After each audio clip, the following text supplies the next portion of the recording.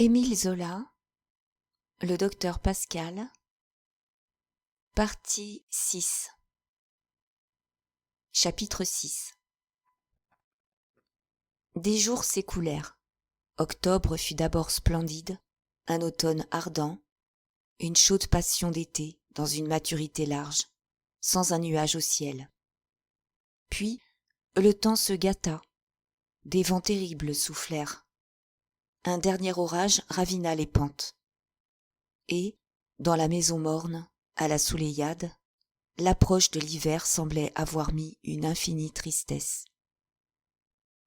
C'était un enfer nouveau. Entre Pascal et Clotilde, il n'y avait plus de querelles vives.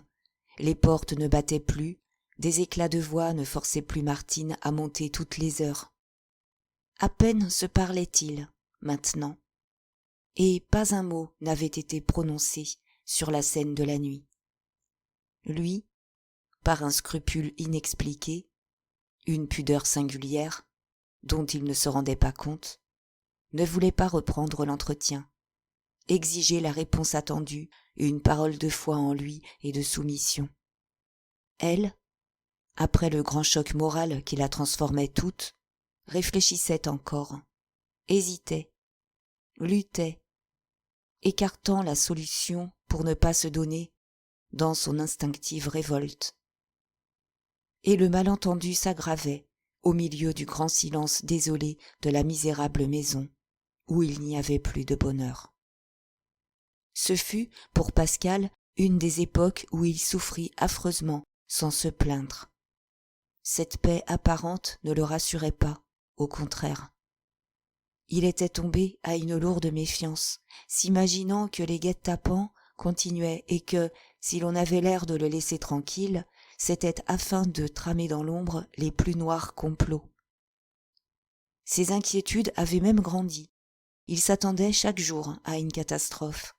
Ses papiers engloutis au fond d'un brusque abîme qui se creuserait, toute la Souleïade rasée, emportée, volant en miettes. La persécution contre sa pensée, contre sa vie morale et intellectuelle, en se dissimulant ainsi, devenait énervante, intolérable, à ce point qu'il se couchait le soir avec la fièvre. Souvent, il tressaillait, se retournait vivement, croyant qu'il allait surprendre l'ennemi derrière son dos, à l'œuvre pour quelque traîtrise. Et il n'y avait personne, rien que son propre frisson, dans l'ombre.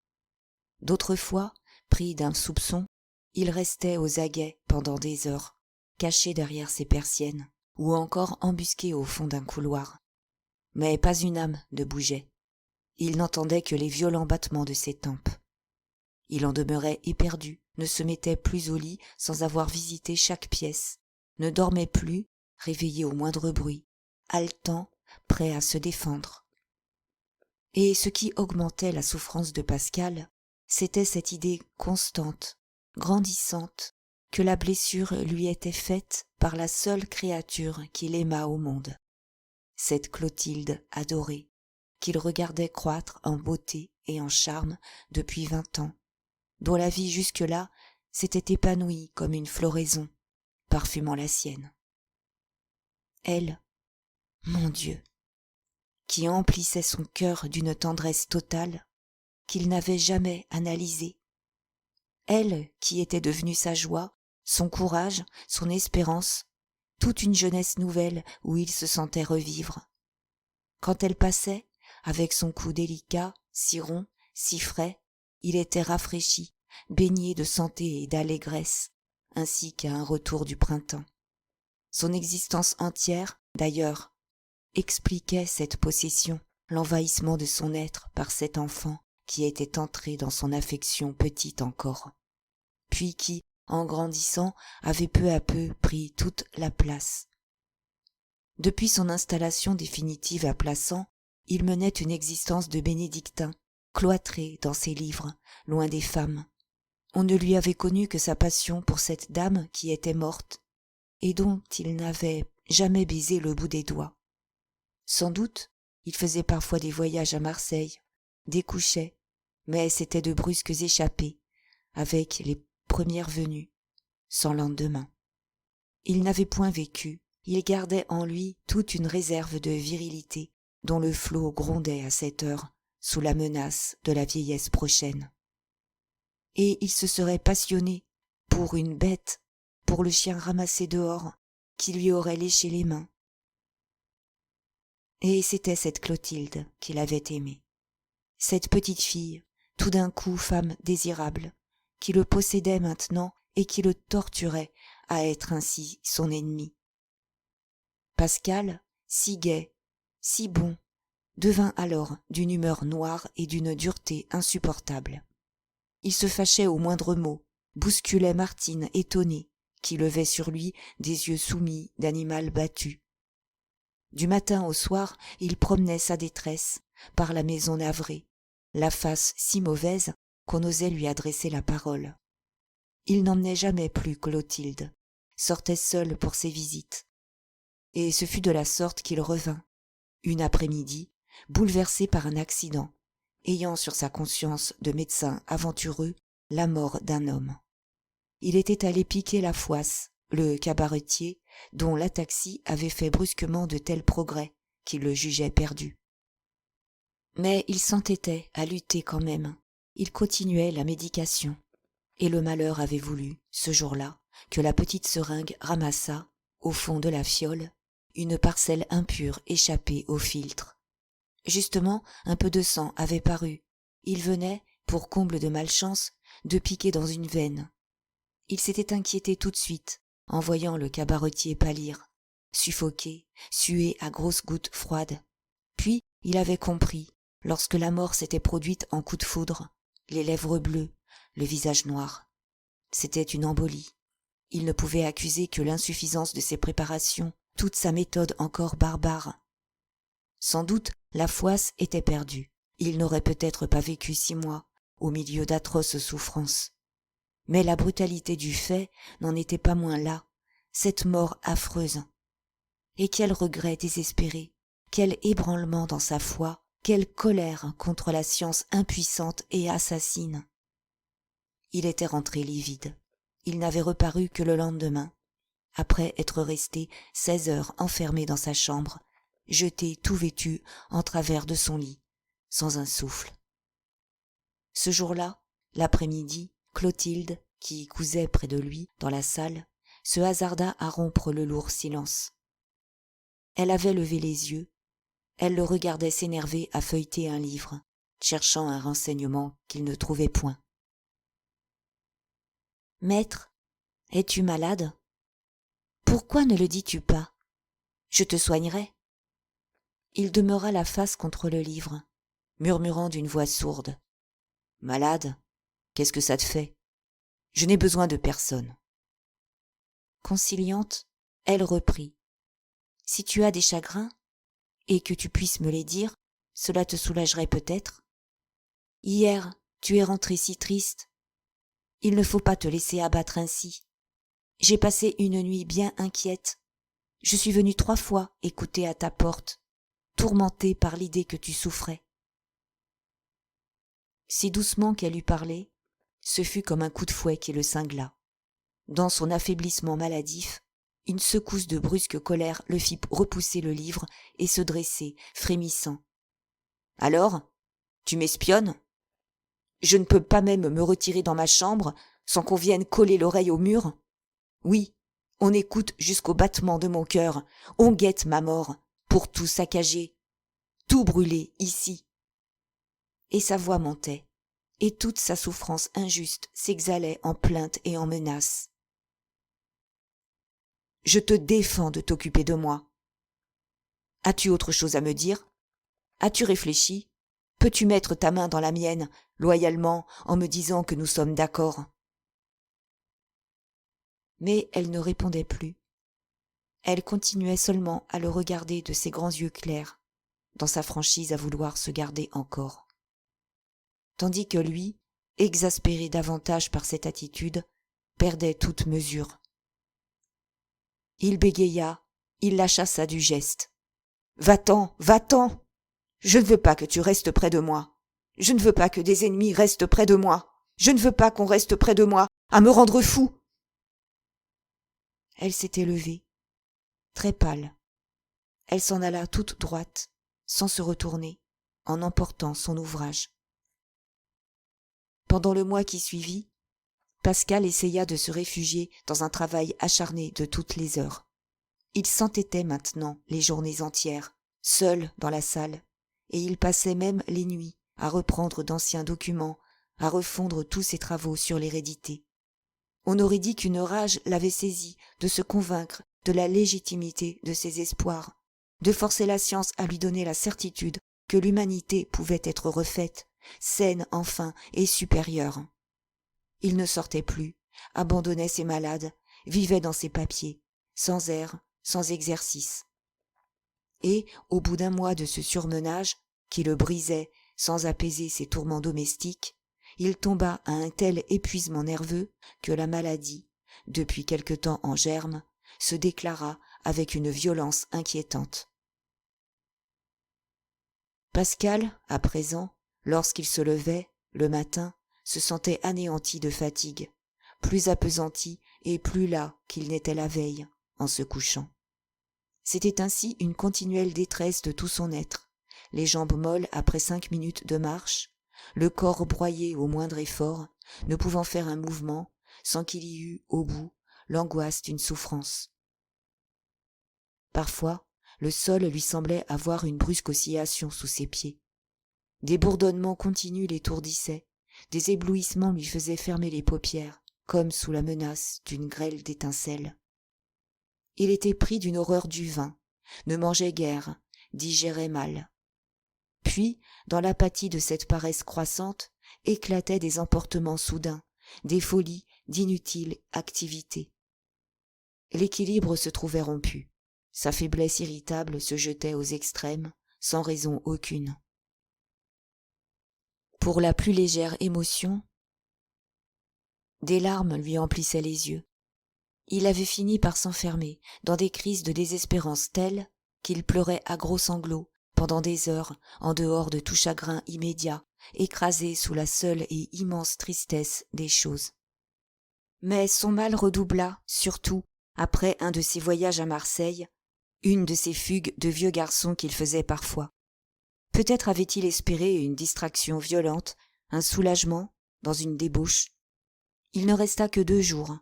Il revint comme foudroyé, frappé de déchéance, avec la face hantée d'un homme qui a perdu sa virilité d'homme. C'était une honte inavouable, une peur que l'encagement des tentatives avait changé en certitude et qui allait augmenter sa sauvagerie d'amant timide. Jamais il n'avait donné à cette chose une importance. Il en fut désormais possédé, bouleversé, éperdu de misère, jusqu'à songer au suicide. Il avait beau se dire que cela était passager, sans doute, qu'une cause morbide devait être au fond. Le sentiment de son impuissance ne l'en déprimait pas moins. Et il était, devant les femmes, comme les garçons trop jeunes que le désir fait bégayer. Vers la première semaine de décembre, Pascal fut pris de névralgie intolérable. Des craquements dans les os du crâne lui faisaient croire, à chaque instant, que sa tête allait se fendre. Avertie, la vieille madame Rougon se décida, un jour, à venir prendre des nouvelles de son fils. Mais elle fila dans la cuisine, voulant causer avec Martine d'abord. Celle-ci, l'air effaré et désolé, lui conta que monsieur devenait fou, sûrement. Et elle dit ses allures singulières, les piétinements continus dans sa chambre, tous les tiroirs fermés à clé, les rondes qu'il faisait du haut en bas de la maison, jusqu'à des 2 heures du matin. Elle en avait les larmes aux yeux. Elle finit par hasarder l'opinion qu'un diable était entré peut-être dans le corps de monsieur et qu'on ferait bien d'avertir le curé de Saint-Saturnin. « Un homme si bon, répétait-elle, et pour lequel on se laisserait couper en 4. Est-ce malheureux qu'on ne puisse le mener à l'église, ce qui le guérirait tout de suite, certainement. » Mais Clotilde, qui avait entendu la voix de sa grand-mère Félicité, entra. Elle aussi errait par les pièces vides, vivait le plus souvent dans le salon abandonné du rez-de-chaussée. Du reste, elle ne parla pas, écouta simplement, de son air de réflexion et d'attente, Ah, c'est toi, mignonne. Bonjour. Martine me raconte que Pascal a un diable qui lui est entré dans le corps. C'est bien mon opinion aussi. Seulement, ce diable-là s'appelle l'orgueil. Il croit qu'il sait tout. Il est à la fois le pape et l'empereur. Et naturellement, lorsqu'on ne dit pas comme lui, ça l'exaspère. Elle haussait les épaules. Elle était pleine d'un infini dédain. Moi, ça me ferait rire, si ce n'était si triste. Un garçon qui ne sait justement rien de rien, qui n'a pas vécu, qui est resté sottement enfermé au fond de ses livres. Mettez-le dans un salon, il est innocent comme l'enfant qui vient de naître. Et les femmes, il ne les connaît seulement pas. Oubliant devant qui elle parlait, cette jeune fille et cette servante, elle baissait la voix, d'un air de confidence. Dame, ça se paye aussi, d'être trop sage. Ni femme, ni maîtresse, ni rien. C'est ça qui a fini par lui tourner sur le cerveau. Clotilde ne bougea pas. Seules, ses paupières s'abaissèrent lentement sur ses grands yeux réfléchis. Puis, elle les releva, elle garda son attitude de créature murée, ne pouvant rien dire de ce qui se passait en elle. « Il est en haut, n'est-ce pas ?» reprit Félicité. « Je suis venue pour le voir, car il faut que ça finisse. C'est trop bête. » Et elle monta, pendant que Martine se remettait à ses casseroles et que Clotilde errait de nouveau par la maison vide. En haut, dans la salle, Pascal s'était comme stupéfié, la face sur un livre grand ouvert. Il ne pouvait plus lire. Les mots fuyaient, s'effaçaient, n'avaient aucun sens. Mais il s'obstinait, il agonisait de perdre jusqu'à sa faculté de travail, si puissante jusque-là. Et sa mère, tout de suite, le gourmanda, lui arracha le livre, qu'elle jeta au loin, sur une table, en criant que, lorsqu'on était malade, on se soignait. Il s'était levé, avec un geste de colère, prêt à la chasser, ainsi qu'il avait chassé Clotilde. Puis, par un dernier effort de volonté, il redevint déférent. « Ma mère, vous savez bien que je n'ai jamais voulu discuter avec vous. Laissez-moi, je vous en prie. » Elle ne céda pas, l'entreprit sur sa continuelle méfiance. C'était lui qui se donnait la fièvre, à toujours croire que des ennemis l'entouraient de pièges, le guettaient pour le dévaliser. Est-ce qu'un homme de bon sens allait s'imaginer qu'on le persécutait ainsi? Et, d'autre part, elle l'accusa de s'être trop monté la tête, avec sa découverte, sa fameuse liqueur qui guérissait toutes les maladies. Ça ne valait rien non plus de se croire le bon Dieu. D'autant plus que les déceptions étaient alors cruelles. Et elle fit une allusion à la Fouasse, à cet homme qui l'avait tuée. Naturellement, elle comprenait que ça ne devait pas lui avoir été agréable, car il y avait de quoi en prendre le lit. Pascal, qui se contenait toujours, les yeux à terre, se contenta de répéter « Ma mère, je vous en prie, laissez-moi. »« Eh non, je ne veux pas te laisser !» cria-t-elle avec son impétuosité ordinaire, malgré son grand âge. « Je suis justement venue pour te bousculer un peu, pour te sortir de cette fièvre où tu te ronges. Non, ça ne peut pas durer ainsi. Je n'entends pas que nous redevenions la fable de la ville entière, avec tes histoires. Je veux que tu te soignes. » Il haussa les épaules. Il dit à voix basse, comme à lui-même, d'un air de constatation inquiète. « Je ne suis pas malade. » Mais du coup, Félicité sursauta, hors d'elle. « Comment, pas malade? Comment, pas malade? Il n'y a vraiment qu'un médecin pour ne pas se voir. Eh, mon pauvre garçon, tous ceux qui t'approchent en sont frappés. Tu deviens fou d'orgueil et de peur. » Cette fois, Pascal releva vivement la tête, et il la regarda droit dans les yeux, tandis qu'elle continuait. « Voilà ce que j'avais à te dire, puisque personne n'a voulu s'en charger. N'est-ce pas, tu es d'un âge à savoir ce que tu dois faire. On réagit, on pense à autre chose, on ne se laisse pas envahir par l'idée fixe, surtout quand on est d'une famille pareille à la nôtre. Tu la connais. Méfie-toi. Soigne-toi. » Il avait pâli. Il la regardait toujours fixement, comme s'il l'eût sondée pour savoir ce qu'il y avait d'elle en lui. Et il se contenta de répondre. « Vous avez raison, ma mère. Je vous remercie. Lorsqu'il fut seul, il retomba assis devant sa table. Il voulut reprendre la lecture de son livre. Mais, pas plus qu'auparavant, il n'arriva à fixer assez son attention pour comprendre les mots dont les lettres se brouillaient devant ses yeux. Et les paroles prononcées par sa mère bourdonnaient à ses oreilles. Une angoisse qui montait en lui depuis quelque temps grandissait, se fixait, le hantait maintenant d'un danger immédiat, nettement défini. Lui qui, 2 mois plus tôt, se vantait si triomphalement de n'en être pas, de la famille, allait-il donc recevoir le plus affreux des démentis? Aurait-il la douleur de voir la tare renaître en ses moelles? Roulerait-il à l'épouvante de se sentir aux griffes du monstre héréditaire? Sa mère l'avait dit, il devenait fou d'orgueil et de peur.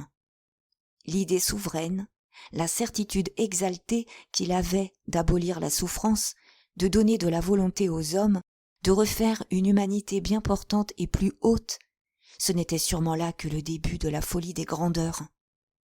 Et, dans sa crainte d'un guet-apens, dans son besoin de guetter les ennemis qu'il sentait acharnés à sa perte, il reconnaissait aisément les symptômes du délire de la persécution. Tous les accidents de la race aboutissaient à ce cas terrible, la folie à brève échéance, puis la paralysie générale et la mort. Dès ce jour, Pascal fut possédé.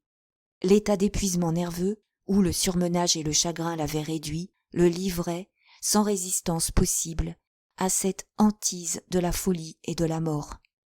Toutes les sensations morbides qu'il éprouvait, la fatigue immense à son lever, les bourdonnements, les éblouissements, jusqu'à ses mauvaises digestions et à ses crises de larmes, s'ajoutaient une à une comme des preuves certaines du détraquement prochain dont il se croyait menacé. Il avait complètement perdu, pour lui-même, son diagnostic si délicat de médecin observateur. Et, s'il continuait à raisonner, c'était pour tout confondre et tout pervertir, sous la dépression morale et physique où il se traînait. Il ne s'appartenait plus, il était comme fou à se convaincre, heure par heure, qu'il devait le devenir. Les journées entières de ce pâle décembre furent employées, par lui, à s'enfoncer davantage dans son mal. Chaque matin, il voulait échapper à la hantise, mais il revenait quand même s'enfermer au fond de la salle. Il y reprenait l'écheveau embrouillé de la veille. La longue étude qu'il avait faite de l'hérédité, ses recherches considérables, ses travaux, achevaient de l'empoisonner, lui fournissaient des causes sans cesse renaissantes d'inquiétude. À la continuelle question qu'il se posait sur son cas héréditaire, les dossiers étaient là, qui répondaient par toutes les combinaisons possibles. Elles se présentaient si nombreuses qu'il s'y perdait maintenant. S'il s'était trompé, s'il ne pouvait se mettre à part, comme un cas remarquable d'inéité, devait-il se ranger dans l'hérédité, en retour, sautant 1, 2 ou même 3 générations? Son cas était-il plus simplement une manifestation de l'hérédité larvée, ce qui apportait une preuve nouvelle à l'appui de sa théorie du plasma germinatif? Ou bien ne fallait-il voir là que la singularité des ressemblances successives, la brusque apparition d'un ancêtre inconnu au déclin de sa vie? Dès ce moment, il n'eut plus de repos, lancé à la trouvaille de son cas, fouillant ses notes, relisant ses livres. Et il s'analysait, épiait la moindre de ses sensations, pour en tirer des faits sur lesquels il put se juger. Les jours où son intelligence était plus paresseuse, où il croyait éprouver des phénomènes de vision particuliers, il inclinait à une prédominance de la lésion nerveuse originelle. Tandis que, s'il pensait être pris par les jambes, les pieds lourds et douloureux, il s'imaginait subir l'influence indirecte de quelque ascendant venu du dehors. Tout s'en mêlait. Il arrivait à ne plus se reconnaître au milieu des troubles imaginaires qui secouaient son organisme éperdu. Et, chaque soir, la conclusion était la même. Le même glas sonnait dans son crâne. L'hérédité, l'effrayante hérédité, la peur de devenir fou. Dans les premiers jours de janvier, Clotilde assista, sans le vouloir, à une scène qui lui serra le cœur. Elle était devant une des fenêtres de la salle, à lire, cachée par le haut dossier de son fauteuil, lorsqu'elle vit entrer Pascal, disparu, cloîtré au fond de sa chambre depuis la veille. Il tenait, des deux mains, grande ouverte sous ses yeux, une feuille de papier jauni, dans laquelle elle reconnut l'arbre généalogique. Il était si absorbé, les regards si fixes, qu'elle aurait pu se montrer sans qu'il la remarquât. Et il étala l'arbre sur la table. Il continua à le considérer longuement, de son air terrifié d'interrogation, peu à peu vaincu et suppliant, les joues mouillées de larmes. Pourquoi, mon Dieu? L'arbre ne voulait-il pas lui répondre, lui dire de quel ancêtre il tenait, pour qu'il inscrivît son cas sur sa feuille à lui, à côté des autres? S'il devait devenir fou, pourquoi l'arbre ne le lui disait-il pas nettement, ce qui l'aurait calmé, car il croyait ne souffrir que de l'incertitude? Mais ses larmes lui brouillaient la vue, et il regardait toujours. Il s'anéantissait dans ce besoin de savoir, où sa raison finissait par chanceler. Brusquement, Clotilde dut se cacher en le voyant se diriger vers l'armoire, qu'il ouvrit à double battant. Il empoigna les dossiers, les lança sur la table, les feuilleta avec fièvre. C'était la scène de la terrible nuit d'orage qui recommençait. Le galop de cauchemar, le défilé de tous ces fantômes, évoqués, surgissant de l'amas des paperasses. Au passage, il jetait à chacun d'eux une question, une prière ardente, exigeant l'origine de son mal, espérant un mot, un murmure qui lui donnerait une certitude. D'abord, il n'avait eu qu'un balbutiement indistinct. Puis, des paroles s'étaient formulées, des lambeaux de phrases. « Est-ce toi? Est-ce toi? Est-ce toi? Oh, vieille mère, notre mère à tous! Est-ce toi qui dois me donner ta folie? Est-ce toi, l'oncle alcoolique, le vieux bandit d'oncle dont je vais payer l'ivrognerie invétérée? Est-ce toi, le neveu ataxique? Ou toi, le neveu mystique? Ou toi encore, la nièce idiote qui m'apportait la vérité en me montrant une des formes de la lésion dont je souffre? Est-ce toi plutôt, le petit cousin qui s'est pendu? Ou toi, le petit cousin qui a tué? Ou toi, la petite cousine qui est morte de pourriture dont les fins tragiques m'annoncent la mienne, la déchéance au fond d'un cabanon, l'abominable décomposition de l'être? Et le galop continuait. Ils se dressaient tous, ils passaient tous d'un train de tempête. Les dossiers s'animaient, s'incarnaient, se bousculaient, en un piétinement d'humanité souffrante. Ah! Qui me dira? Qui me dira? Qui me dira? Est-ce celui qui est mort fou? Celle-ci qui a été emportée par la phtisie? Celui-ci que la paralysie a étouffé? Celle-ci que sa misère physiologique a tuée toute jeune? Chez lequel est le poison dont je vais mourir? Quel est-il? Hystérie? Alcoolisme? Tuberculose? Scrofule? Et que va-t-il faire de moi? Un épileptique? Un ataxique? Ou un fou? Un fou. Qui est-ce qui a dit un fou? Ils le disent tous, un fou, un fou, un fou! Des sanglots étranglèrent Pascal. Il laissa tomber sa tête défaillante au milieu des dossiers. Il pleura sans fin, secoué de frissons. Et Clotilde, prise d'une sorte de terreur religieuse, en sentant passer la fatalité qui régit les races, s'en alla doucement, retenant son souffle. Car elle comprenait bien qu'il aurait eu une grande honte s'il avait pu la soupçonner là. De longs accablements suivirent. Janvier fut très froid. Mais le ciel restait d'une pureté admirable. Un éternel soleil luisait dans le bleu limpide. Et, à la Souleïade, les fenêtres de la salle, tournées au midi, formaient serre, entretenaient là une douceur de température délicieuse. On ne faisait pas même de feu. Le soleil ne quittait pas la pièce. Une nappe d'or pâle où des mouches, épargnées par l'hiver, volaient lentement. Il n'y avait aucun autre bruit que le frémissement de leurs ailes. C'était une tiédeur dormante et close, comme un coin de printemps conservé dans la vieille maison. Ce fut là qu'un matin, Pascal entendit, à son tour, la fin d'une conversation qui aggrava sa souffrance.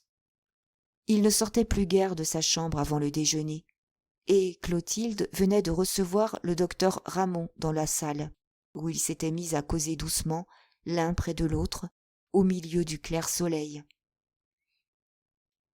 Pour la 3e fois, Ramon se présentait depuis 8 jours. Des circonstances personnelles, la nécessité surtout d'asseoir définitivement sa situation de médecin à Plassans, l'obligeaient à ne pas différer plus longtemps son mariage. Et il voulait obtenir de Clotilde une réponse décisive. 2 fois déjà, des tiers, s'étant trouvés là, l'avaient empêché de parler. Comme il désirait ne la tenir que d'elle-même, il avait résolu de s'en expliquer directement, dans une conversation de franchise. Leur camaraderie, leur tête raisonnable et droite à tous deux, l'autorisaient à cette démarche. Et il termina, souriant, les yeux dans les siens. « Je vous assure, Clotilde, que c'est le dénouement le plus sage. Vous le savez, voici longtemps que je vous aime. J'ai pour vous une tendresse et une estime profondes.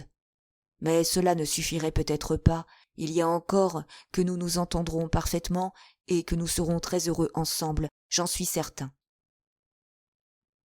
Elle n'avait pas baissé les regards. Elle le regardait franchement, elle aussi, avec un amical sourire. Il était vraiment très beau, dans toute la force de la jeunesse.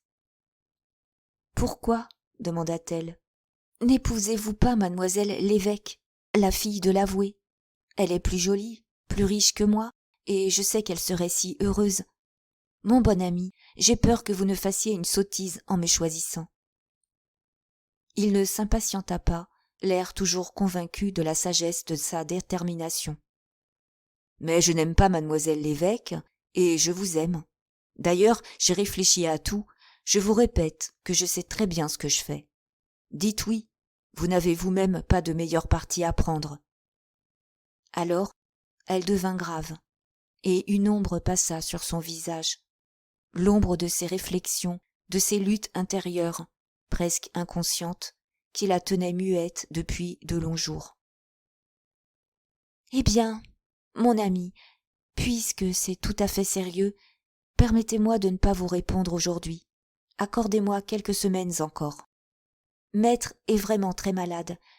Je suis moi-même troublée, et vous ne voudriez pas me devoir à un coup de tête. Je vous assure, à mon tour, que j'ai pour vous beaucoup d'affection. Mais ce serait mal de se décider en ce moment. La maison est trop malheureuse. C'est entendu, n'est-ce pas? Je ne vous ferai pas attendre longtemps. » Et, pour changer la conversation, elle ajouta: « Oui, maître m'inquiète.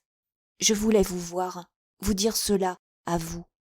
L'autre jour, je l'ai surpris pleurant à chaudes larmes, et il est certain pour moi que la peur de devenir fou le hante. Avant-hier, quand vous avez causé avec lui, j'ai vu que vous l'examiniez. Très franchement, que pensez-vous de son état? Est-il en danger? » Le docteur Ramon se récria: « Mais non, il est surmené, il s'est détraqué, voilà tout. Comment un homme de sa valeur, qui s'est tant occupé des maladies nerveuses, peut-il se tromper à ce point? En vérité, c'est désolant, si les cerveaux les plus clairs et les plus vigoureux ont de pareilles fuites. Dans son cas, sa trouvaille des injections hypodermiques serait souveraine. Pourquoi ne se pique-t-il pas? » Et, comme la jeune fille disait d'un signe désespéré qu'il ne l'écoutait plus, qu'elle ne pouvait même plus lui adresser la parole, il ajouta: « Eh bien, moi, je vais lui parler. » Ce fut à ce moment que Pascal sortit de sa chambre attiré par le bruit des voix, mais, en les apercevant tous deux, si près l'un de l'autre, si animés, si jeunes et si beaux, dans le soleil, comme vêtus de soleil, il s'arrêta sur le seuil. Et ses yeux s'élargirent, sa face pâle se décomposa. Ramon avait pris la main de Clotilde, voulant la retenir un instant encore. « C'est promis, n'est-ce pas? Je désire que le mariage ait lieu cet été. Vous savez combien je vous aime, et j'attends votre réponse. »« Parfaitement, répondit-elle. Avant un mois, tout sera réglé. Un éblouissement fit chanceler Pascal. Voilà maintenant que ce garçon, un ami, un élève, s'introduisait dans sa maison pour lui voler son bien. Il aurait dû s'attendre à ce dénouement, et la brusque nouvelle d'un mariage possible le surprenait, l'accablait comme une catastrophe imprévue où sa vie achevait de crouler. Cette créature qu'il avait faite, qu'il croyait à lui, elle s'en irait donc sans regret? Elle le laisserait agoniser seul, dans son coin? La veille encore, elle l'avait tant fait souffrir qu'il s'était demandé s'il n'allait pas se séparer d'elle, l'envoyer à son frère, qui la réclamait toujours. Un instant même, il venait de se résoudre à cette séparation, pour leur paix à tous les deux. Et, brutalement, de la trouver là avec cet homme, de l'entendre promettre une réponse, de penser qu'elle se marierait, qu'elle le quitterait bientôt, cela lui donnait un coup de couteau dans le cœur. Il marcha pesamment. Les deux jeunes gens se tournèrent et furent un peu gênés. « Tiens, maître, nous parlions de vous, » finit par dire gaiement Ramon. « Oui, nous complotions, puisqu'il faut l'avouer. Voyons, pourquoi ne vous soignez-vous pas? Vous n'avez rien de sérieux. Vous vous remettriez sur pied en 15 jours. » Pascal, qui s'était laissé tomber sur une chaise, continuait à les regarder. Il eut la force de se vaincre. Rien ne parut sur son visage de la blessure qu'il avait reçue. Il en mourrait sûrement, et personne au monde ne se douterait du mal qu'il emportait. Mais ce fut pour lui un soulagement que de pouvoir se fâcher, en refusant avec violence d'avaler seulement un verre de tisane. « Me soigner, à quoi bon? Est-ce que ce n'en est pas fini de ma vieille carcasse ?» Ramon insista, avec son sourire d'homme calme. « Vous êtes plus solide que nous tous. C'est un accident, et vous savez bien que vous avez le remède. Piquez-vous. » Il ne put continuer, et ce fut le comble. Pascal s'exaspérait, demandait si l'on voulait qu'il se tuât, comme il avait tué la fouasse. Ces piqûres, une jolie invention dont il avait lieu d'être fier. Il niait la médecine, il jurait de ne plus toucher à un malade. Quand on n'était plus bon à rien, on crevait et ça valait mieux pour tout le monde. C'était d'ailleurs ce qu'il allait s'empresser de faire, le plus vite possible. « Bah, conclut Ramon en se décidant à prendre congé par crainte de l'exciter davantage. « Je vous laisse Clotilde, et je suis bien tranquille.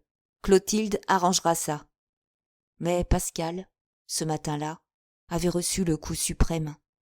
Il s'alita dès le soir, resta jusqu'au lendemain soir sans vouloir ouvrir la porte de sa chambre. Vainement, Clotilde finit par s'inquiéter, tapa violemment du poing. Pas un souffle, rien ne répondit. Martine vint elle-même, supplia monsieur, à travers la serrure, de lui répondre au moins qu'il n'avait besoin de rien. Un silence de mort régnait. Il semblait que la chambre fût vide. Puis, le matin du second jour, comme la jeune fille, par hasard, tournait le bouton, la porte céda. Peut-être, depuis des heures, n'était-elle plus fermée? Et elle put entrer librement dans cette pièce où elle n'avait jamais mis les pieds. Une grande pièce que son exposition au nord rendait froide, où elle n'aperçut qu'un petit lit de fer sans rideau, un appareil à douche dans un coin, une longue table de bois noir, des chaises, et sur la table, sur des planches, le long des murs, toute une alchimie, des mortiers, des fourneaux, des machines, des trousses. Pascal, levé, habillé, était assis au bord de son lit, qu'il s'était épuisé à refaire lui-même. « Tu ne veux donc pas que je te soigne ?» demanda-t-elle, émue et craintive, en n'osant trop s'avancer. Il eut un geste d'abattement. « Oh, tu peux entrer. Je ne te battrai pas. Je n'en ai plus la force. » Et, dès ce jour, il la toléra autour de lui. Il lui permit de le servir. Mais il avait pourtant des caprices. Il ne voulait pas qu'elle entrât lorsqu'il était couché, pris d'une sorte de pudeur maladive. Et il la forçait à lui envoyer Martine. D'ailleurs, il restait au lit rarement, se traînait de chaise en chaise dans son impuissance à faire un travail quelconque. Le mal s'était encore aggravé. Il en arrivait au désespoir de tout, ravagé de migraines et de vertiges d'estomac, sans force, comme il le disait, pour mettre un pied devant l'autre, convaincu chaque matin qu'il coucherait le soir aux Tulettes, fou à lier. Il maigrissait, il avait une face douloureuse, d'une beauté tragique, sous le flot de ses cheveux blancs qu'il continuait à peigner par une dernière coquetterie. Et, s'il acceptait qu'on le soignât, il refusait rudement tout remède, dans le doute où il était tombé de la médecine. Clotilde, alors, n'eut plus d'autre préoccupation que lui. Elle se détachait du reste. Elle était allée d'abord aux messes basses, puis elle avait cessé complètement de se rendre à l'église. Dans son impatience d'une certitude et du bonheur, il semblait qu'elle commençât à se contenter par cet emploi de toutes ses minutes, autour d'un être cher, qu'elle aurait voulu revoir bon et joyeux. C'était un don de sa personne, un oubli d'elle-même, un besoin de faire son bonheur du bonheur d'un autre. Et cela, inconsciemment, sous la seule impulsion de son cœur de femme, au milieu de cette crise qu'elle traversait, qui la modifiait profondément, sans qu'elle en raisonnât. Elle se taisait toujours sur le désaccord qui les avait séparés. Elle n'avait pas l'idée encore de se jeter à son cou en lui criant qu'elle était à lui, qu'il pouvait revivre puisqu'elle se donnait. Dans sa pensée, elle n'était qu'une fille tendre, le veillant, comme une autre parente l'aurait veillé.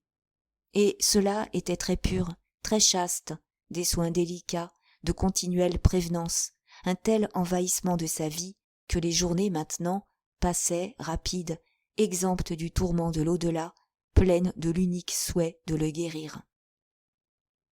Mais où elle eut à soutenir une véritable lutte, ce fut pour le décider à se piquer. Il s'emportait, niait sa découverte, se traitait d'imbécile. Et elle aussi criait. C'était elle, à présent, qui avait foi en la science, qui s'indignait de le voir douter de son génie. Longtemps, il résista. Puis, affaibli, cédant à l'empire qu'elle prenait, il voulut simplement s'éviter la tendre querelle qu'elle lui cherchait chaque matin. Dès les premières piqûres, il éprouva un grand soulagement, bien qu'il refusât d'en convenir. La tête se dégageait, les forces revenaient peu à peu. Aussi triompha-t-elle, prise pour lui d'un élan d'orgueil, exaltant sa méthode, se révoltant de ce qu'il ne s'admira pas lui-même, comme un exemple des miracles qu'il pouvait faire. Il souriait, il commençait à voir clair dans son cas. Ramon avait dit vrai, il ne devait y avoir eu là que de l'épuisement nerveux. Peut-être, tout de même, finirait-il par s'en tirer. « Eh, c'est toi qui me guéris, petite fille, » disait-il, sans vouloir avouer son espoir. « Les remèdes, vois-tu, ça dépend de la main qui les donne. » La convalescence traîna durant tout le mois de février. Le temps restait clair et froid. Pas un jour le soleil ne cessa de chauffer la salle, de son bain de pâles rayons. Et il y eut pourtant des rechutes de noire tristesse, des heures où le malade retombait à ses épouvantes, tandis que sa gardienne, désolée, devait aller s'asseoir à l'autre bout de la pièce pour ne pas l'irriter davantage. De nouveau, il désespérait de la guérison. Il devenait amer, d'une ironie agressive. Ce fut par un de ces mauvais jours que Pascal, s'étant approché d'une fenêtre, aperçut son voisin, Monsieur Bellombre, le professeur retraité, en train de faire le tour de ses arbres pour voir s'ils avaient beaucoup de boutons à fruits. La vue du vieillard si correct et si droit, d'un beau calme d'égoïsme sur lequel la maladie ne semblait avoir jamais eu de prise, le jeta brusquement hors de lui. « Ah !» gronda-t-il, « en voilà un qui ne se surmènera jamais, qui ne risquera jamais sa peau à se faire du chagrin. » Et il partit de là, entama une éloge ironique de l'égoïsme. Être tout seul au monde, n'avoir pas un ami, pas une femme, pas un enfant à soi, quelle félicité! Ce dur avare qui, pendant 40 ans, n'avait eu qu'à gifler les enfants des autres, qui s'était retiré à l'écart, sans un chien, avec un jardinier muet et sourd, plus âgé que lui, ne représentait-il pas la plus grande somme de bonheur possible sur la terre? Pas une charge, pas un devoir, pas une préoccupation autre que celle de sa chère santé. C'était un sage, il vivrait 100 ans. Ah, la peur de la vie. Décidément, il n'y a point de lâcheté meilleure. Dire que j'ai parfois le regret de n'avoir pas ici un enfant à moi. Est-ce qu'on a le droit de mettre au monde des misérables? Il faut tuer l'hérédité mauvaise, tuer la vie. Le seul honnête homme, tiens, c'est ce vieux lâche. Monsieur Belombre, paisiblement, au soleil de mars, continuait à faire le tour de ses poiriers. Il ne risquait pas un mouvement trop vif, il économisait sa verte vieillesse. Comme il venait de rencontrer un caillou dans l'allée, il l'écarta du bout de sa canne, puis passa sans hâte. Regarde-le donc. Est-il bien conservé? Est-il beau? A-t-il toutes les bénédictions du ciel dans sa personne? Je ne connais personne de plus heureux. Clotilde, qui se taisait, souffrait de cette ironie de Pascal, qu'elle devinait si douloureuse. Elle qui, d'habitude, défendait M. Belombre, sentait en elle monter une protestation. Des larmes lui vinrent aux paupières, et elle répondit simplement, à voix basse. « Oui, mais il n'est pas aimé. » Cela, du coup, fit cesser la pénible scène. Pascal, comme s'il avait reçu un choc, se retourna, la regarda. Un subit attendrissement lui mouillait aussi les yeux, et il s'éloigna pour ne pas pleurer. Des jours encore se passèrent au milieu de ces alternatives de bonne et de mauvaise heure. Les forces ne revenaient que très lentement, et ce qui le désespérait, c'était de ne pouvoir se remettre au travail sans être pris de sueur abondante. S'il s'était obstiné, il se serait sûrement évanoui. Tant qu'il ne travaillerait pas, il sentait bien que la convalescence traînerait.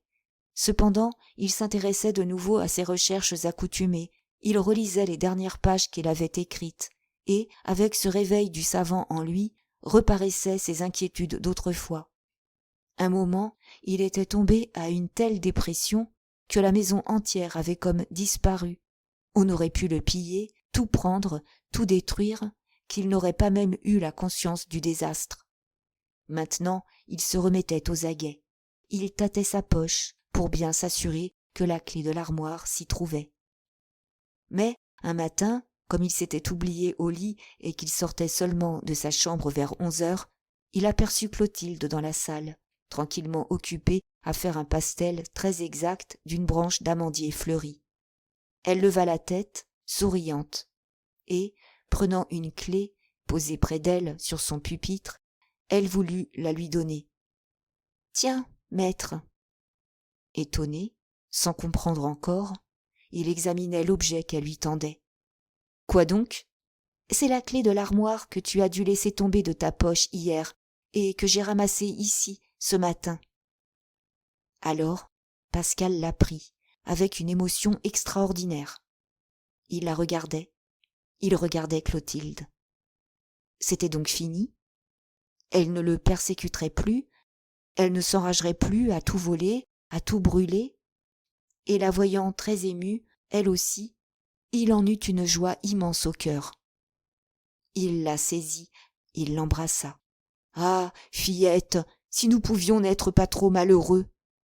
Puis, il alla ouvrir un tiroir de sa table et il y jeta la clé, comme autrefois.